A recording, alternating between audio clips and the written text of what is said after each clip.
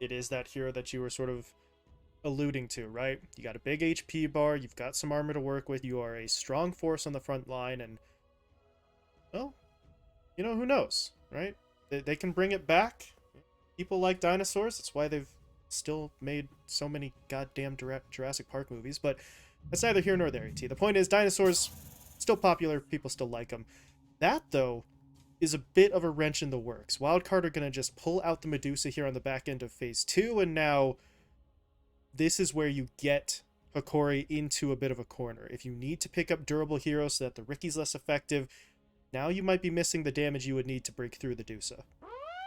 Yeah, and of course, DK and Puck, very slow damage. If this Medusa is kind of set up for a game where she is just going to be stunned for a very long time. I can already see the Dragon Tail into Bushwhack, into Coil, into this Medusa just not getting to move anywhere. And the rest of the lineup doesn't really help her out just yet either. But that's where with the Tusk, at the very least, especially if you're looking at an item like the Ags, you can bring heroes to her, which could be the situation they're looking for. But I'm really surprised they didn't pull the trigger there on the Timber Saw. You see a DK Undying, it's a little bit of a tough lane, and I think that's why they decide to wait for it, or at least Devi specifically decides to wait for it. But man, if there was ever a moment for Devi to play Timber Saw, it probably was there. That's why it's banned out now, but still kind of funny. And interestingly enough, Wildcard do exactly what I say. They go for their carry. It feels more natural with last pick to then try and get this for their offlaner going. But that's where the DK came out because there were already so few offlaners in the pool. Now there's going to be 2 less. Of course, maybe you take the DK away. Now there's 3 less. It's where Devi is going to get pushed to that outer edge of heroes where he's probably not going to be the happiest gamer. But if they can find something really specialty for him, I don't know. I'm going to be trying to think of a hero for him as well. But it's going to feel very, very difficult. Meanwhile, Hokori, well, they've kind of got their dealer's pick here because it's a Medusa lane. There's a Tusk to maybe worry about, so that could shoot off some of the less mobile heroes, but heroes like Ursa, like the Lifestealer, even go so far as like the Terrorblade, all of those are options. It's where Wildcard have not enough bans to cover absolutely everything. And the issue is that you don't have enough bans to cover everything against someone like Lumiere, who is very, very good at both getting lots of farm and doing a pretty solid job of fighting with his team as well. So not a fun time if you're Wildcard having to deal with that. We'll see what their best guess is here. Meanwhile, for Hokori, the Batrider ban is certainly an interesting one. We have seen it shift more towards the mid than the off lane, but you've already narrowed the pool down this much, ET. I mean, the Bat would have been an issue, even if it's not playing in the lane we've come to expect, so might as well. Yeah, and is just one of the most adept heroes at killing that DK. Just punishes you for actually moving towards that side of the map, because of course, DK's an anchor. He's going to stay in his lane. He doesn't really move outside until he gets that blink, and then maybe you get a smoke play going for him. And they do ban out TB, so very aware of what Lumiere will and kind of wants to do here. But now, for Hokori, what's it gonna be? Drow's still available. They want to go for that as well. Also a very good option if they want to, let's say, get another Initiator thrown into the pool. Lumiere's CK is still kicking around. Lumiere's PL is still in the pool. Like, really, Hokori have all the options that they need if they want to go for him. It's just a matter of what pace they want to set for the rest of the lineup. And they go for the Fiend. Okay, a hero that, honestly, I was thinking about as well. It's in that same vein as Sniper when it comes into the Medusa matchup, where naturally having that anti-armor is always scary for the Medusa to play up against. I was thinking away from it, though, because Sleep Dart and Tusk is pretty scary. That's a real easy setup that Lumiere is going to have to deal with. But versus the Medusa, you just beat into her. You beat her to an absolute pulp. Your timings come way faster than her. You're a BKB carry. You become much more useful earlier on. It's a little bit of a gamble pick, but it does go in line with the DK and the Puck's timings. So draft-wise, makes complete sense. It's the heavy hitter to supplement a Puck DK duo that is going to be maybe a little bit more lockdown oriented, at least in the early stages. So we'll see how Lumiere deals with the Tusk and the Ricky. Manta, BKB, things of that nature may be in the cards for him. But now, if you're Wildcard, well, how do you want to approach this? The offlane pool is a puddle at this point. There are still some options for Devi. I don't know, part of me is almost even looking at maybe trying to swing the Tusk to the 3, but Honestly, that feels even riskier than just taking one of the heroes that are still left, ET. Yeah, and well, I'm still thinking of what they would want to play because the Shadow Fiend as well makes any melee hero feel a little bit scary to play against. You're playing versus Undying Shadow Fiend, no less. So any strength hero they go for is going to be under a lot of pressure. And what's it going to The be? Visage. Okay. The Visage. Okay, so they dodge out. I was thinking of something along the lines of like a Venomancer, just that same idea of something that's kind of cheesy, kind of annoying. Batrider would have fit the bill, I think, a whole lot better. But hey, it's something for them to play with. Lots of nuke damage in that lane, something that the SF does not like to deal with. But damage-wise, once Lumiere hits level 4, level 5, Defy really isn't going to be able to fight for his own CS. It's where I wouldn't be surprised if we see Alexo get maybe just Boots Tango to start off with and then start to play on those runes way earlier because Defy isn't really going to be able to do much in that lane. At least they have 2 ranged heroes versus Undying, so Gardeck is not going to have the freest time making those trades just all-out wins, but it's still Undying Shadow Fiend. They're going to win their lane kind of by automatic. It's just, if Hokori do lose that lane though, well, that's kind of their fault at this point.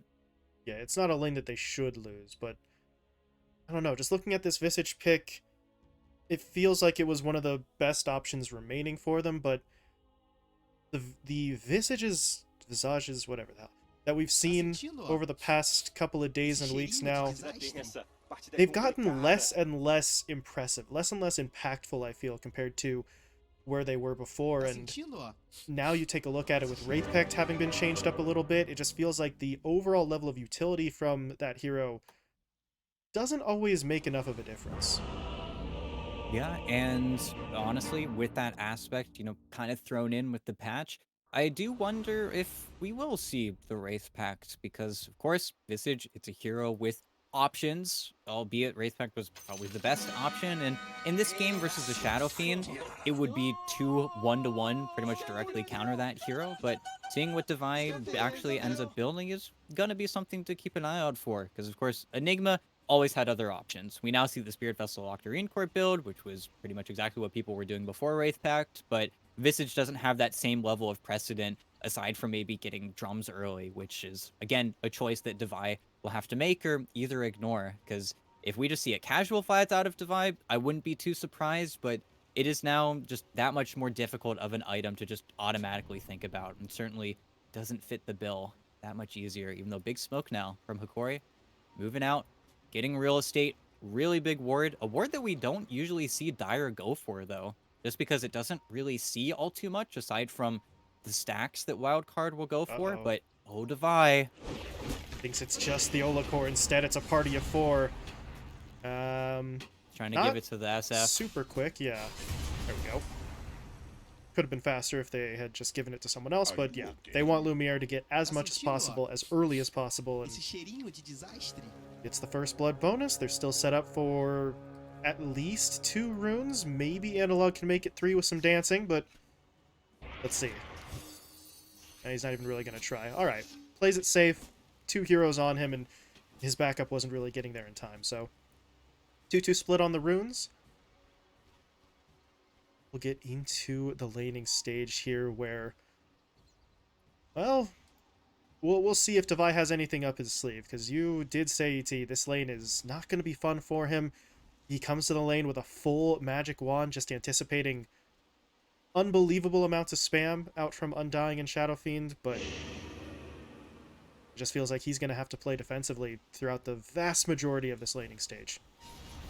No, definitely. The one nice thing about this lane for them is that they can do this. Yeah. Fade Bolt, 2 right clicks, you've got 3 charges, and then Soul Assumption is the monster of a spell that we all know it to be.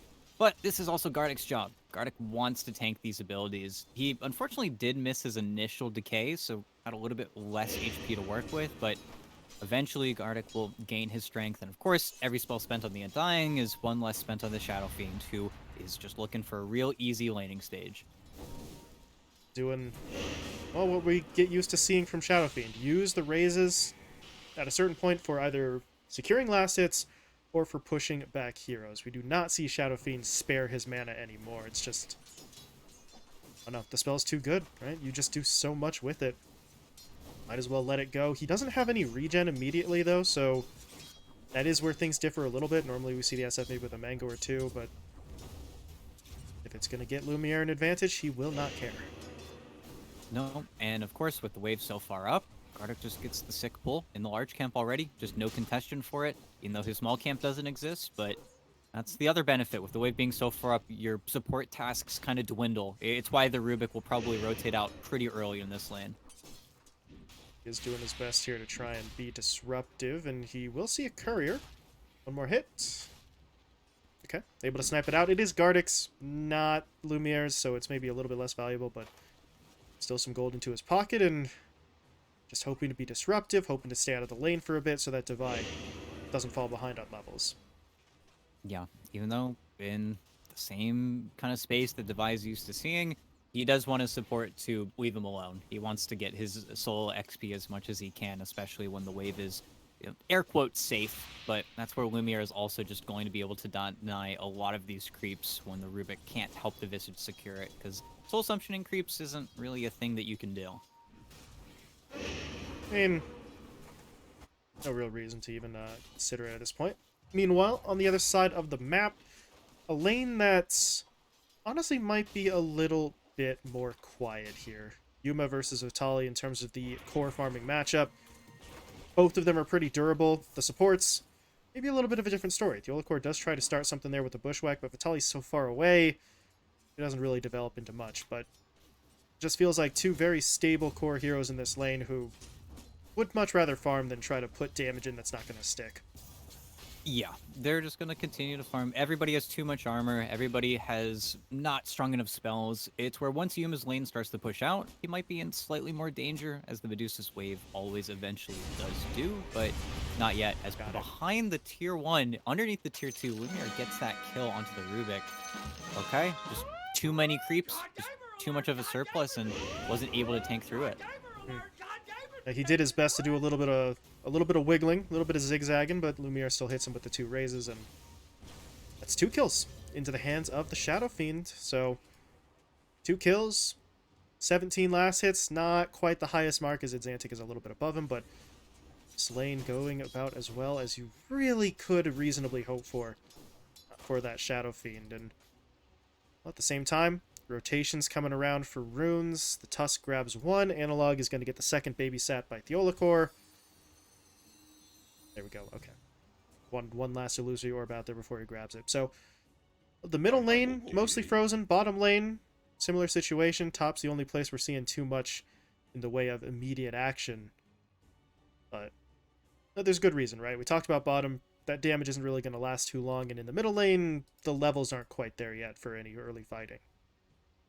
Yeah, exactly. We'll see that mid lane actually end up being rotation heavy once everybody gets their 6, but until then, it's really just a mana war, and a mana war that the Puck is kind of losing, but just because of how efficient Ice Shards is as an ability. Probably should scale mana-wise with how much damage it does, but, 100 mana at all levels is quite the drug, Thompson did a thing whenever he started playing this hero mid, but, as everybody said, it's always a race. Did Thompson do it first? Did Nine do it first? Did some random player in North America do it first? Who knows? Who cares? It just looks gross, looks disgusting. Just another aspect of Dota figured out. But then we'll see the rotations happen. I'm just surprised that the Rubik hasn't really been able to make his presence anywhere else aside from in the top lane. Just instead trying to counter Gardic as much as he can. Haven't seen any stacks yet. We'll definitely see rotations on the 6-minute rune, but no contestation of the water rune just means that every lane continues to be extremely stable. Nobody's really getting ganked or getting out-rotated at this stage. And that is the thing for the Rubik that's looking a little bit weird. He is making it so that Gardic is less aggressive onto Devi, I suppose, but Gardic doesn't need to be aggressive. His only job here is to make Lumiere farm, and the easiest way to do that is to be aggressive, but if he can soak up some attention like that, well, I was going to say Lumiere is free to farm. Lumiere, though, kind of wants to fight. He is pushing in, triple raise combo onto Alexo, does a nice bit of damage, but he needs the right clicks to finish it, but that's not very hard. Devi can't really do too much to him, and there it is. Gardic's job is done. He makes the trade happen, and Shadow Fiend continues to just kind of fly his way through this laning stage. Yeah, and that's certainly a death that didn't feel the greatest, I think, for him, but refills his mid's bottle, which is probably why he went for that aggressive play in the first place, and Alexo does the same. So, supports are supports. As also plays some really aggressive vision under the tower, Yeah, that's a and very dewarded. okay. Well, it was nice while it lasted, all 3 seconds of it, but Tá sentindo, ó? able to Esse get rid of cheirinho it. de desastre. Lexo can now make his way back up top, and well, before he gets the chance, he runs into Gardic in the river. This is going to be one of those very dumb support fights. They're going to blow a little bit of mana, but not a whole lot will be done here. But this is why these fights are always so dumb. Nobody can win, but you can't let the opposing support just wander about wherever they want right now. Yeah, in 6 minutes, and guess what? Analog guesses correctly. Just didn't have a support there either. The Ricky may be tailing a little bit far behind, so doesn't get to contest that rune, even though there was already a Hoodwink on his way there anyway. But Puck gets his Arcane rune, so we might see a Smoke Coil play come out if Gardic can somehow connect with him. But again, we just have this laning stage kind of steadily progressing here. Really, the, I think, quickest thing to break it open is probably going to be Vitali getting that dragon form, which will most likely force the Medusa either out of the wave or to hopefully have enough levels to jungle. But that's where Boris has honestly sapped quite a bit of XP. They've got a decent spread right now, but Yuma's not going to want to rotate out until he hits at least level 7 or 8. And at the same time, look top, Puck's rotating in, doesn't have the best jump, and, well, you kind of spooked them away, but... Okay. They'll still force the play in. They get Lumiere a kill first, but now the Tusk is going to arrive. It's Xantic going for the Walrus Punch onto Gardic, though, looking for the easier kill. They do manage to get it. Now can they turn? Lumiere did take a Soul Assumption to the face, but the raises are just too powerful. Vailama goes down, and I suppose you salvage a kill. Xantic TP's in. They take down Gardic. That's nice, but that's 1 for 2. That's Core's dead. The Tombstone times out instead of being finished, so Hokori still very much getting what they want out of that. Just more kills for the Shadow Fiend. You do get a kill onto the Undying and a solo kill as well, so Devi's pretty happy with that. But aside from really those trades going down, you bring all of the attention away from that bottom lane again, and now it's Vitali who's trying to pull ahead with his denies. Yuma's really starting to suffer last hit-wise, while the DK continues to be DK, and even Boris can't kill him, but very annoying. Shouldn't kill him. Oh, boy. Yeah. He's got both his spells, kind of making me scared, and okay, the greed will end up biting him. Shouldn't have died there, but just got greedy, held too many of his abilities. Yeah, now you look at Hokori, they're starting to feel themselves a bit. 2k net worth lead already, and, well, okay, is anything going to come of this? Xantic is trying to force it, but it's not going to be an easy kill. Analog has very little mana, but he's holding on to some wand charges and a Fairy Fire, no. and now the reinforcements Coil? arrive. Ooh. Doesn't go for it. Not a great play from Xantic. If it stays a 1v1, sure, go for it, but if Analog's in trouble, that's not going to be a 1v1. The supports are going to rush their way over as they did, and yeah, that one is rough for the Tusk. Now, we do see that rotation out of lane. Yuma decides, I don't want to be here anymore. The DK does have the dragon form, so Vitali's going to try and take that tower right away. The problem is, this is not a clean rotation into the jungle. Diolacor is just creepily staring at her as she farms, and honestly, if he gets some backup, they could make a realistic run at killing this Dusa. Well, and Yuma, I mean, the sad part is he's level 5. That's what really makes it feel awkward. Nice cut, actually, of the bushwhack there, so the stun won't land, but your tower gets taken, your DK opens up the map, now your jungle's not feeling so safe, and Yuma is still on the road to recovery. Until he hits level 7, he really doesn't farm too quickly. They are making a play into Lumiere, though. They can't got get the this snowball, fast they've got the enough, punch. Reinforcements are coming, and Analog has Dream Coil. He's going to throw it out there. The Snowball does a nice job of dodging that initially, but now they need to run. Device coming in, drops down the Familiars. That's going to buy some time, and everyone should get out of here okay. At the end of the day, you force Dream Coil. That's not a bad move, but Lumiere doesn't really care. He goes right back to farming, pops the Mom. Hey, Gardic, that's not where you want to be. He shows up to the party a little bit late, and he will get punished at least, so Wildcard finds something, but that's not the kill they wanted when they started. Yeah, just kind of strange, just the rotate in after the fact, but honestly, kind of lucky that they dodged the coil like that, even though the pressure is still being put on. Xantic does bottle an Invis rune back towards mid, but anything they can do now to slow up this puck, because the other two cores are completely happy with how their lane's going. It's where eventually, once the core maybe gets his level 6, either by the tome or from his levels in the mid lane, as it looks like it can be a dying stealing the tome, then we'll probably see another smoke from Hokori in which they're going to look for another core kill. But unless they actually kill that top tower for Wildcard, Divide doesn't really have anywhere else to go, so they're going to probably try to force this one down here. It's where, though, Hokori being ahead of the exchange, if they want to, they could just run themselves at mid, and then we see how Wildcard actually decide to deal with that aggression. And actually, they're teaming the DK top. They're looking for a different fight. Yolikor's going to come over as well. He attracts the attention, will die for it immediately, but Tali's now into the fight. Dragon form has been committed. Analog's going to get in there as well, and they're looking to take Divide down. Dream Coil being deployed. They need a little bit more damage, but they should be able to find it. Unfortunately for Hokori, they're not going to be able to go much further than that, but well, job done. Core for support trade, and your tower is still alive. How much time left? There's still about half the time on the dragon form, so maybe if Gardic could bait somebody in here, but Ollie is not going to take that bait. Yeah. They can just rotate out.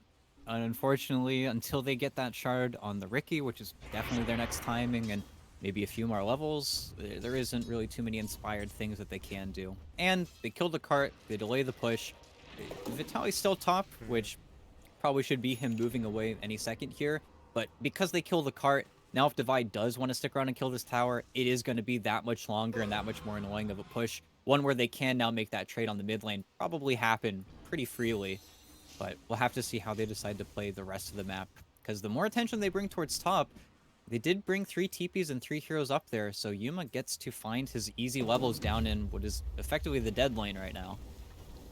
Yeah, there's a little bit of a benefit, and his teammates eventually getting themselves back onto that tier 1. They will claim it, but as you said, the emphasis starting to shift towards mid.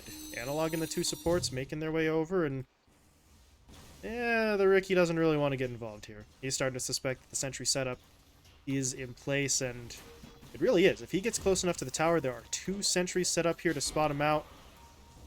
Not really a safe area for him to operate in, but the teammates are coming over. Here's the smoke. Yeah. They get the lift, they get the snowball, they get the punch. Do they have enough damage, though? They did get the heal off on to Vitaly there with the soul rip, so he is not going down. It's Boris who falls first. And the sharpshooter, stolen by Alexo, is actually going to be able to get in there to finish the job. So for now, this trade looks pretty good for Wildcard. 1 for 1 with the tombstone going down, and their tier 1 tower is protected. No, it's the perfect defense, and a very important defense, as they even look to pester and actually right-click now their opponent's mid tower. Without the DK, honestly, their strongest defender is kind of on the sideline now. Now it's up to Analog to put himself at risk to nuke this mid lane out. But the longer Wildcard can keep their mid tier 1, the more time this Medusa has to farm. We always see her eventually take over the mid lane, becoming the defender of the tower. It's a very obnoxious defender of that tower, but just makes the triangle so much more impenetrable. So Hokori are going to have to give this another shot once that DK form is back up, or maybe they wait for the Blink Tiger to be completed before they go for another play like that, but that is a massive win for Wildcard. I'll give him some much needed time. In the meantime, got this weird kind of skirmish going on here near the ramp into the north side. Nobody's really committing fully for any sort of fight, but they are throwing out some spells. Now, though, they are going to look for Gardic in the river. The Undying gets a little bit too far forward, but he does throw down the tombstone, heals himself up with the soul rip. Now they come in with the dream coil, and it's just a support trade for now, but they're looking for the visage as well, and they are going to be able to get it. So 2 for 1 going the other way. Hokori get the better of that, and the way they're positioning here, AT, it looks like they want to take another run at that tier 1 mid, and they should get some damage on it, because Yuma is not in the area just yet. No, oh, their creep wave dies, though. Pretty far away, but yeah, with the creep wave nuked out, they don't feel confident enough to actually push in, and DK farm's ticking away. That was their blink reveal as well, so with Howley just sitting and farming jungle creeps, it's certainly not what he wants to be doing, but he also knows that another deep dive like that where he just gets punished and killed is not what he's looking for. So he will have to just kind of wait now for his next team's moment. Even stacking up the triangle right now for Yuma. And we're getting there. This Medusa, you know, it was a slow game, it was a slow rotation, but deathless and only part of 1 kill. she's starting to creep up slowly but surely. Still leagues behind Lumiere, but that's exactly what the SF is made to do. You do get that early lead. And we haven't seen Lumiere participate in a team fight just yet, but we are getting there. That's part of the reason why Lumiere's net worth is so far ahead of everyone else. He's just been farming up as Vitali's going to try to make a move. They get the Dragon Tail into the Bushwhack, and, well, he's going to get involved there, but that is a hand-delivered kill to him, so...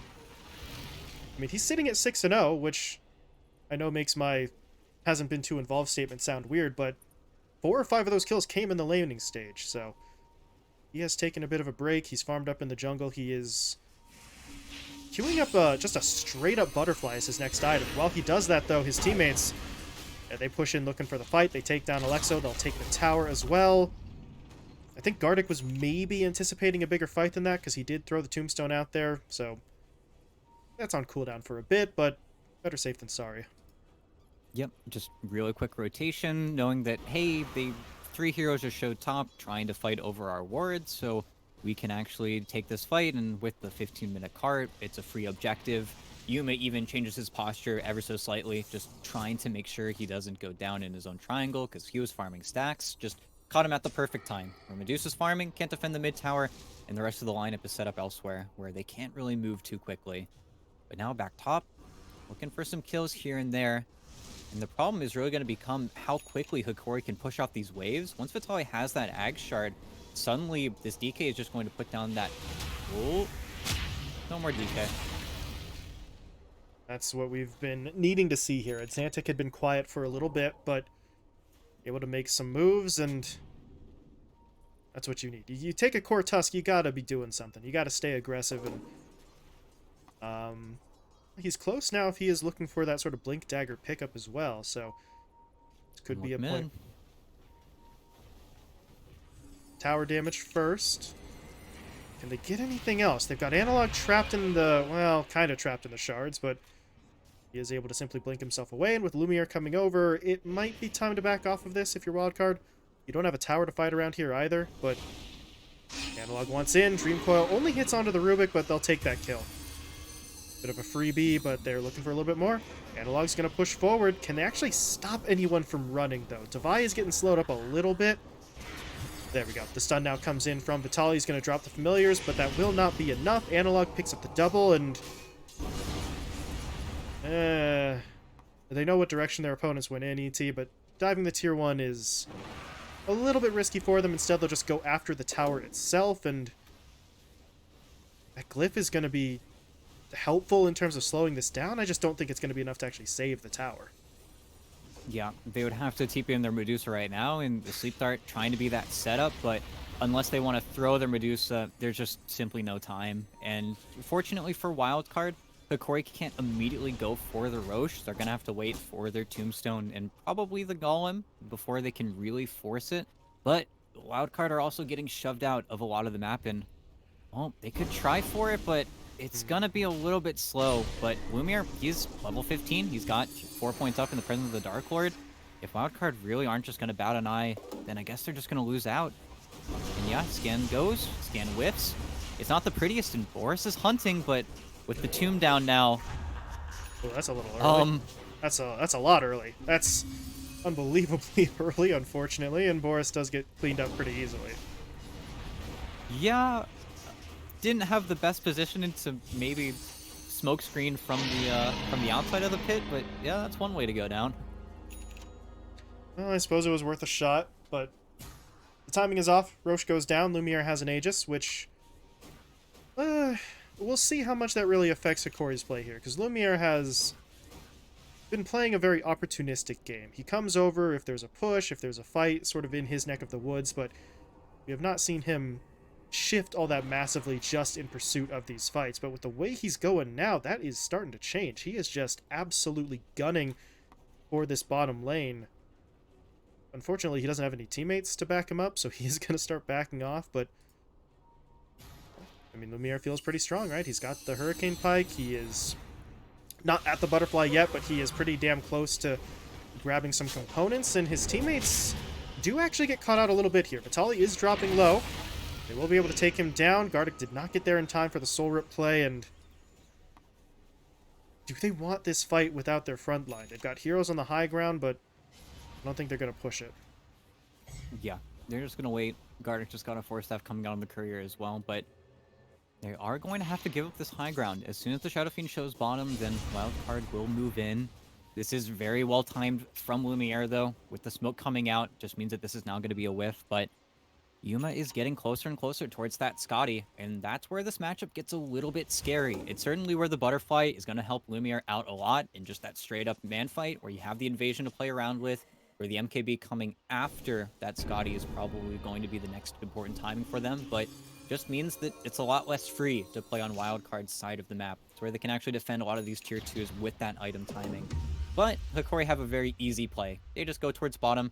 They could look for a pick mid if a weak hero shows, but they more likely want to get onto that tier 2 tower. And actually, taking a 4v4 right now, okay, they found the Ricky. That's your free pick. And now Lumiere's already onto bottom. This is where they start to take over a lot of the map. Find the kill, find the tower, push their way forward, and make Wildcard make a choice here. Do you send somebody down bot? They will, sending Exantic, but that does mean that they've split their forces a little bit, and Lumiere is making his way mid instead. And interestingly, Exantic just decided to go straight up for the Deso, and behind the tower, actually, Devi, I don't think you're going to see anything from him. Tomb to make sure there's absolutely no follow-up. Rubik, okay. Stole the illusory orb, maybe something for nuking, but yeah, high ground siege is now. The tomb is, not in the most ideal spot, and the sleep dart will make it slightly more annoying, but you're also not level 10 on Ricky, so that Ricky Cloud doesn't cover very much. Of course, it does force you to maybe stand a little bit up higher on the high ground, but with the Butterfly completed, this is Hokori's timing to really start closing off the map, and they got their glyph. That's all they cared about. Now they can just do whatever they want. They can cut the top wave, wait for that next tier 2, or get back onto the tier 3 like they are. And Lumiere's just going to keep hacking away at it. He's got the Aegis to really sort of back him up here, so not a whole lot of threat, but you see Hokori not getting overly aggressive here, right? They poke. Once they realize that the entirety of the enemy team is standing on that high ground, they do actually back themselves away, which I don't know. I still feel like a fight would go pretty heavily in Hokori's favor, but it's not a guaranteed win, and if you do lose in the middle of a siege like that, then the amount of momentum you give over is somewhat concerning. So they decide to play it safe, ET, but at this point, Wildcard may be playing right into their opponent's hands. They leave the base now just as the 5-man smoke is coming in, and oh, the best way to break through the high ground is to pull the defenders off of the high ground, and who do they see? Well, technically it was Boris, but they didn't actually have vision on him, so now this is a bit of a scramble. Ooh, and Alexa will get caught. He gets taken out. Just no good place for him to stand in that situation, but that's a pretty cheap kill, and they already got the objective. Yuma got a second ultimate orb. He got the Mantas out on the wave. They got their birds in a good spot to keep split pressure going, but the real issue is the mid lane, and Devi just got a little bit too close to Hokori's vision, and now as soon as those creeps start marching in, kind of have to get this ranged creep going. Well, they've got a 40-second window where there's still no glyph, and I think this tier 3 is going to go down for free. To where Yuma might not even TP back into the base. He's going to cut the mid wave instead and look for the Scotty, but he does not want to be surrounded. They just might be forced to giving up this mid rack, so that way that Scotty can be done. And they're doing their best to stall, throwing the dart out, getting the smoke screens down, but I don't know if it's going to be enough. The glyph is going to come into play here, and the Aegis did just time out on the Shadow Fiend, so if you're Hokori, are you concerned? Not really. They're just going to keep on pushing. If Vitaly actually got the initiation onto Boris, that's okay. Yeah, now there's just no chance. They let the Rex go, and Hokori will walk away. Well, and Yuma just got a Scotty, so Okay. Boris, maybe that's their freebie that they will reset on as soon as they scout it out. At least they don't lose 2 racks. Yuma does have the timings to play for, and this will certainly give Wildcard a lot more to play with.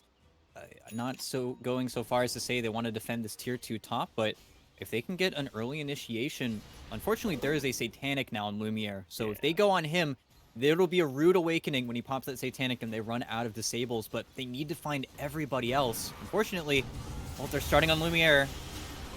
Yep. Hasn't even popped the Satanic yet. Instead, they'll focus on Vitaly. That's a kill that they can get much more easily, but on the back line, Analog made his move. They get Boris taken down. The Requiem sort of pushes some heroes back with the fear, and now there's going to be a buyback. The Ricky wants to rejoin the engagement. Bushwhack connecting onto 2. Analog pushing in for the silence, connecting onto the Rubik. The Rubik will now buy back as well, but look at the Shadow Fiend way too far forward into the fight. Gets pushed in, now trying to push his way back out. The Satanic is coming into play, though. They haven't finished him off yet, but eventually they do manage to break through. And Hokori may have made a bit of a mistake here. They're trying to get Analog out of the fight, but they're not able to do so, and BT, the fact that they push in for that after Vitaly gets taken down, now in retrospect, looks like maybe a little bit too much in terms of the ambition there. Because without that front line, they just get kind of rolled over. And then you get to see why Ricky is a little bit broken, because as soon as the force staffs are all spent, as soon as you don't have a way to get your teammates in and out, well, that's Satanic. It's a great timing, but under a smoke screen, 75% miss rate, you're just a little pathetic. And all it takes is 1 or 2 team fights like that for Yuma to be not just closing the gap on you, but leapfrogging over you. It's where Medusa is that scary hero that only needs to win once or twice before the game seems almost impossible to come back in. And sure, you can't be a Doomer too quickly here. That's double support buyback. You kill the Rubik or the Ricky, they're gone forever. And that was also without Vitaly in his entirety. Not to mention he's going to have a BKB pretty soon here. So there's a lot more fight for Hokori next time around, but cannot afford that same mistake. And Wildcard also weren't able to snowball anything else. They weren't able to find any picks while Hokori were waterfall respawning. So we will get that same push coming sooner than later. And Hokori are still just as strong. They're going to go for the same play, but it's just we're now going to change up their execution quite a lot. Yeah. And I think if you're Hokori, yeah, you're thinking, listen, Tali got caught, had no BKB, gets taken down, we take the fight anyway. That may not have been a good idea, but now, as you pointed out, he'll have his ult, he'll have his BKB. The likelihood that he gets picked off that quickly is very, very low, and they feel like they can approach things in largely the same fashion and not get punished this time. But I guess we'll have to see if that's true, right? Because, yeah, Vitaly's got his BKB, that's great, but that is not an item that actually makes you invincible, despite what a lot of players sort of tend to think when they use it. There is still a risk here, but they're going to play it safe. They take the tier 2 tower. Not even really going to poke the tier 3 there. The creep wave is going to be kind of left behind, and maybe that's playing it a little bit too safe. Not really sure anymore. Well, now they're going to wait for Roche. And thankfully for Hokori, it is going to be a relatively fast one, so there's not going to be too much dead time in this game where Yuma's just going to be able to farm up the rest of the map, because he is still looking for a very expensive item. The MKB is not coming out at a blistering speed, even though he's only maybe another 2,000 gold away, gold that he will be able to find, well, kind of in part with this bottom wave pushing in. But the question for Wildcard is whether or not they feel comfortable enough to actually contest the Roche, and that's something that I honestly don't think we will see. Hokori just have a little bit too much control of the high grounds right now. They could go for a smoke, but it would be quite the large gamble. And of course, if they do die, it's not like Yuma's playing with buyback. He's buying out every single item he can possibly imagine, so that way he's as strong as he can in the team fights. But it means that Wildcard need a team fight to fight. And without that, they will just kind of lose if they run themselves off onto the low ground. But Hokori, they scout out the Roche. Tombstone's probably going to go down in just a second here. And Wildcard do kind of shockingly decide to chance it here. So if they win this fight, they're looking fantastic. They're looking to take the game if they win and take this Aegis. But if they lose this fight, the game is pretty much said and done right there. Well, let's see how this plays out. Hokori did not immediately rush the pit, so maybe they sort of suspected their opponents might try something like this, and familiars flying around, doing a little bit of scouting, trying to get what intel they can. Wildcard have kind of halted their push as well, so kind of stalemating around the pit at this point, although with Hokori grouped up like they are, both the supports have a smoke. They're not going to go for it just yet. I think, yeah, they're waiting for an item or two. There's that BKB coming out to Lumiere, and the Quickening Charm for Theolacor. So they'll have some stuff delivered. Last little power spike before they give this a go, and they're still not actually smoking. Just trying to creep their way into the pit. This seems unlikely to work, though. Without the smoke, I don't think they're going to be all that sneaky. Yeah, and Corey, very wisely, they say that you have to blink first if you're wild card. You have to push in that mid wave. We've got supers coming in, so eventually you'll have to at least show yourselves. But Yuma simply mantis the wave, finishes up his MKB. Now he's got an Elven Tunic as well, so a little bit of evasion to play around with versus the Shadow Fiend, who still doesn't have anything like an MKB in his inventory. So after the BKB, he's still very vulnerable to that smoke screen. And now they instigate. Roche is at pretty much half HP now in Wildcard. They're looking for an early fight. If they can get an early BKB out of Lumiere, that's what's game winning, but Roche is dying extremely quickly, and they're going a little bit too far away. They're looking for a jump in mid, saying that Hokori have to come out, but they simply aren't. And now this is going to be a free Aegis, all the positioning. They might get a support pick, but get the Vitali as well. Yeah, they're trying for it, but the BKB comes out. Yuma's going to pop the Stone Gaze, though, and that is going to force Hokori to sort of regroup. Oh, no, Lumiere, he turned back around. He actually did get hit by the Stone Gaze. Vitali is actually going to get taken down, buys back immediately. Lumiere in some trouble. Will he lose the first life? Yes, he will, but Analog is able to get on the back line to take out Xantic. But now the buybacks are coming out in force from all sides, and Analog is completely by himself. Hokori, this is not going well. They've lost Gardic again. Lumiere's going to channel out the Requiem point blank, so Yuma does get his shield burned through, and they will take him down. Is that enough, though? Is there damage coming out from the rest of the wildcard lineup? Not from Boris, because he is dead. But Xantic and Divine Llama are going to have to carry this. They're going to push their way in. They get the snowball down. That'll take Vitali out, but look at that bushwhack connecting. Familiar stun, though, keeping Lumiere from right-clicking. That is a bold TP attempt from Alexo, but it is going to act as a distraction. Even if he goes down, Divine Llama is able to get away, and Xantic is into the tree line. Ooh. Give him a little bit of the old razzle-dazzle there, blinking past him, but I don't think he's getting out. Lumiere just does it all. Just too much damage, and the fear from the Ag Shard just honestly causing too many issues. And now, no buyback on that Medusa. Lumiere's just marching up, and Devi will be annoying, but this is also a situation where Devi, you're a brave man. You have no idea where this hoodwink's standing, and you're just sitting there hitting a Shadow Fiend. But this is also what Lumiere can afford to do. He's just going to start, kills off a familiar, immediately onto that tier 3. And sure, gonna get a glyph in Phillycore. Well, there's your stone form. Well, he's got a pipe. Up. Oh, it hurts. He can't dive, though. Lumiere dives, he's a madman. Yeah, and he will escape. Well, that saves the tier 3 tower. Well, for now. Hold on. Siege Creep is still hitting it. Somebody's got to come over and actually deal with that, but Yuma is on the job, and if you're wildcard, that does not go quite as poorly as it could have. Yes, the fight is lost. You use some buybacks, but I mean, your Rax is still alive, and on the Hokori side, right? How many of their buybacks did they use? They got one out from Vitali.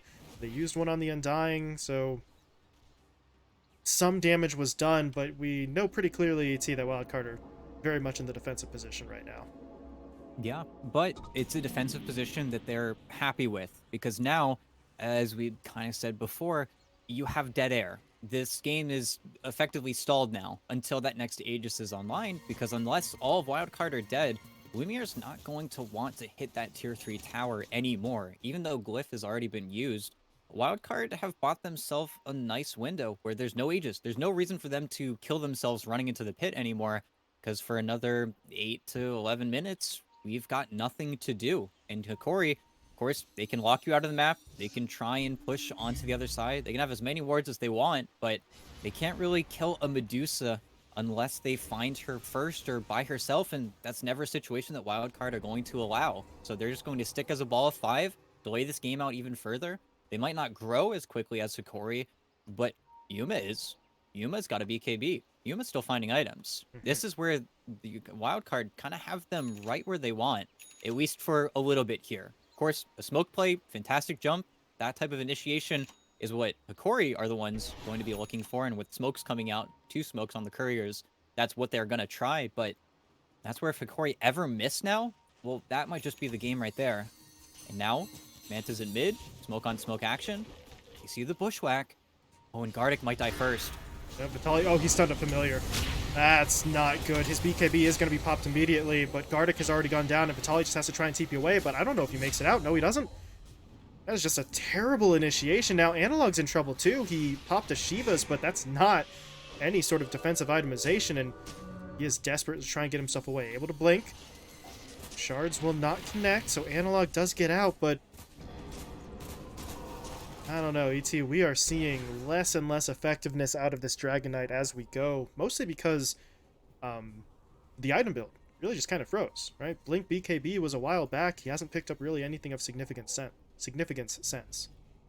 Yeah, it's where that buyback really just hurts. Buyback and then dying again just feels pretty impossible. And now, again, Wildcard, they buy time. It really comes down to just what Hokori had to expend for that Aegis, because the game's not going to get any easier.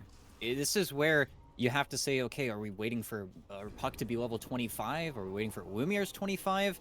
Our damage is not really getting any greater. It's where maybe if Lumiere had this Arcane Blink, I'd say they could just go for another sick initiation and just kind of try to win the game off that. But smoke number 2, they strike out again. This is where they would want to abuse the Medusa, who had just used her BKB, but 10 seconds up, it's not that long, and they see Lumiere. Dart is going to be there. Then they get off the punch. Yeah, they're not able to actually bring him down, though, and now Lumiere's going to chant out the Requiem. Alexo gets taken down. They're going to focus in onto Exantic next. They finish him off as well, and now Yuma, in the middle of the fight, has to pop the Stone Gaze. That is going to reset the engagement, but they're starting to split. Devi, that's too far away. The Medusa's trying to TP out while Devi is still stuck in the engagement, and he's going to get punished here.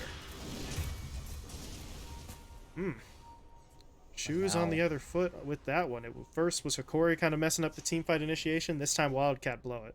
Wildcard. Not Cat. They just try to kill probably the worst hero to kill. Everybody probably dies in one go, especially Vitaly, but just going on the Shadow Fiend with 3200 HP. By the way, none of those heroes have buyback on Wildcard, as well as, yeah, the Ricky, he's got buyback. That's something to play for, but now Yuma's in a really awkward spot. This top Rax is going to get taken, most likely before anybody can get there in time. Sleeper's trying to slow him down, but should just be the Rax. He's missing a lot, but there we go. Love Ricky. But at least they've got a bottom Rax to play for, but is their final objective to play for? Just can't afford a jump, anything like that. Just got way too greedy going for the SF kill. They need to refocus on the supporting cast. It's something they really have to just calm out and say, guys, we can't afford to jump like that again. Otherwise, it will be over. Yeah. Wildcard have their work cut out for them here, but I don't know. We're getting to that point. As long as the Medusa's alive, there is still a way through, right? They have a means of getting through Hokori, but it's going to be rough. The margin for error has become effectively non-existent here, and they have no buybacks available at the moment. They did just get a Hurricane Pike for Yuma, so I mean, you know, that's something. A little bit more mobility, some free attacks perhaps, but I guess we'll have to wait and see who makes the first move, because we are seeing both sides starting to settle in around the pit. We're 25 seconds away, ET, from even the fastest possible respawn at this point, so I feel like they might be waiting here for a little while, but nobody wants to take the risk. Nobody wants to just jump into a 5v5 without any sort of definitive advantage, so we will wait for Roche. Yeah, and of course, Wildcard can't let them get an Aegis. Hokori is not going to walk away from the pit, and thankfully for Wildcard, they've got both of the wrong racks. If Hokori had that bottom barracks instead, then that would drag Wildcard to the wrong side of the map, which would be really awkward to deal with, considering they don't have any boots of travel carriers and no real way to deal with that kind of split push. But that just means that this tight fight is going to be a little bit more directed towards that top side. And now, 8 seconds up, this is where the game is going to kind of settle. It's where the Tusk really wishes he had his BKB already, but just not going to be in the cards for Exantic. And now, Roche is going to get scouted. Wildcard are very aware. And then with the orb coming in, so is Hokori. Well, going to work on it already. Roche is dropping relatively quickly, and yeah, Hokori's starting to feel the pressure. Vitaly's inching his way forward. Not gonna jump the gun just yet. They see Roche walk out of the pit, so they know at least for now that the attempt is stopped. Where can they go? What jump can they make? Yuma is sort of on the ramp, but they don't have the vision over him. It's just getting very, very tense. But Yuma makes his way back into the pit. He's hitting Roche. The familiars are helping out. Warriors starting to run out of time, but now they're going to make their move, and that dart did not really hit anything. Now they're going to make the jump. Yuma is still in the pit, though, activating the Stone Gaze, just hoping to finish off Roshan as quickly as he can. His Analog actually goes down first. He'll buy back immediately, but no one is into the pit. Gardic is... well, he's going to get the cheese, I guess, but Yuma was able to grab the Aegis. Mission accomplished if you're Wildcard. And Vitaly, are you sure you want that? He's going to get hit up a little bit. Bushwhack does come in. But Yuma is standing strong for now. Analog tries to push forward, gets the silence down, but he had just bought back ET, so he really can't afford to be the first man in. Fight will continue. Dragon Tail onto Yuma. They're going to hit him up a little bit more here, trying to get through that shield, but even if they do, he's got 2 lives to work with, and Vitaly starting to run out of HP. He is falling back. Yuma, though, doesn't want to let him go, pushing himself forward with the Hurricane Pike. Vitaly goes down. Lumiere, though, trying to get through that first life. Does he have enough? Not quite yet. Yuma still holding his ground. Now the stun comes out. The BKB wears off of Lumiere. He's going to go down. Gardic falls as well, and Hokori, they may have missed their moment. They may have had the door slammed in their face now, because, well, especially if Analog dies here. They're going to hit him with the dart. He just bought back. Cannot afford to go down here, but he doesn't have a choice.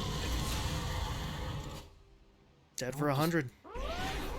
Kind of took their eyes off the ball there. Just walking in with the Medusa. They had the tombstone as well. Yuma all in for that. He was completely trapped there by the zombies. He would have to take the slowest possible route, but they just hold their high ground. They hold the vision. There was no smoke wraparound. There was no smokes period anymore from Hokori. Their mid game just ended up being a little bit too sloppy, and then without the Arcane Blink finished up on the Shadow Fiend, there's no way for Lumiere to actually get into the pit. And then, of course, once he pops his BKB to just try and get the first life, well, it blows up in his face. Then you're BKB-less versus a lineup that is going to punish you. And without an MKB, you're helpless versus Ricky. They just suddenly stop playing Dota. They don't find anything. And of course, if they traded off the Aegis, then this push from Wildcard would be psycho. But they have the Aegis still. And okay, well, a little bit awkward for Divide there, but doesn't care about that. Puck's dead for 50. SF's dead for 20. You're not going to buy back with 20 seconds. There's going to be free damage onto your tier 3. Not to mention, Yuma's marching over with the DD rune right now. And Glyph, well, you've got one more for your mid-racks, but Wildcard ain't leaving. They continue to push their way forward. Wildcard on the assault, looking for a chance to end it. Yuma's starting to hit the tier 4s.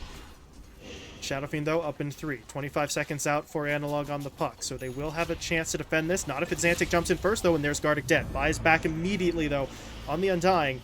They're going to try and make a move, getting onto Xantic. They're going to hit him up with the Fear, but the BKB just come out. Vitaly, meanwhile, force activate his BKB, but that Scotty hit is really just chunking him down. The other tier 4 falls. The Ancient's been exposed. The Stone Gaze is going to keep Vitaly at arm's length. And now Vitaly's going to get taken down. They have to hope for something here. Lumiere's got to pull out a miracle. The Ancient is dropping low, below 3k health. Yuma splitting his focus a little bit here, but the Ancient is still taking hits. And Lumiere, he's not going to be able to survive. He gets hit by a second Stone Gaze, locks him down. They'll take him out. He buys back immediately, but the Ancient is still falling, and they can't do it in time. ET Wildcard are going to phase 3.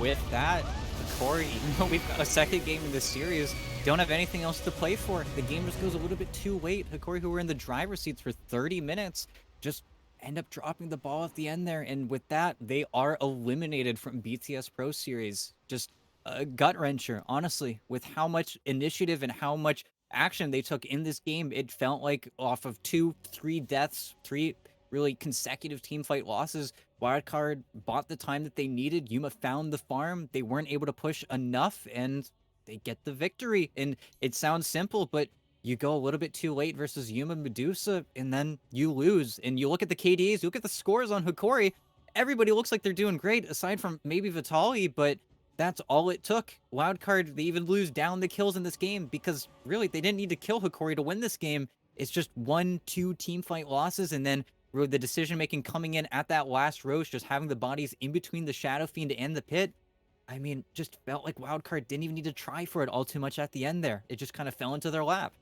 Yeah, they just kind of walked it in at the end. And for Hokori, well, you pointed out Vitaly's stat line is the only one that looks kind of rough. Vitaly, though, ended up, very unfortunately for Hokori, being the linchpin in a lot of fights. He had to blink in, had to get a stun onto the right target, needed to live for more than 3 seconds. And as we saw in those later engagements, that wasn't happening. His BKB wasn't saving him. He was getting hit by Stone Gaze a couple of times. Even unfortunate, not to rag on him too hard, but unfortunately a couple of fights where he blinks in and stuns a familiar instead of a hero. And with that kind of dodgy execution from the hero who's initiating your fights the vast majority of the time, we saw the momentum just kind of get sapped away.